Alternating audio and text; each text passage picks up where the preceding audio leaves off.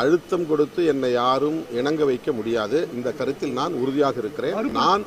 நான் சுதந்திரமாக எடுத்த முடிவு அந்த நிகழ்ச்சியிலே பங்கேற்க முடியாது என்பது, அதை விஜய் அவர்கள் நடத்திய மாநாடு முடிந்த ஒரு சில நாட்களிலேயே அவர்கள் தரப்புக்கு, விகடன் தரப்புக்கு நான் சொல்லிவிட்டேன்.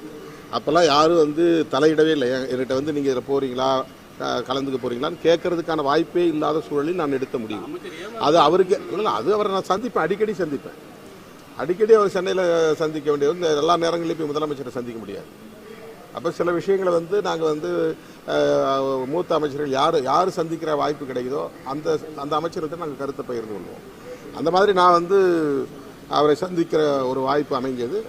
அது அவரிடத்துல நான் அவரை சந்திச்சதை சொன்னேன். அதனால் அவர் ஒரு வேளை அப்படி இருக்கலாங்கிற மாதிரி யூகம் பண்ணியிருக்கலாம். அது அவருடைய கருத்து.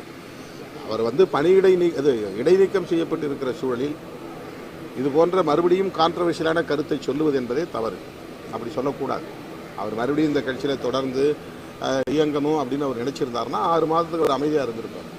ஆனால் மறுபடியும் அவர் முரண்பாடான கருத்துக்களை சொல்லுவது ஏதோ ஒரு செயல் திட்டம் அவருக்கு இருக்கிறது என்பதை நம்மால் உணர முடிகிறது. இடைநீக்கம் என்பது வெறும் கண்துடைப்பா? இல்லை, அப்படி கிடையாது.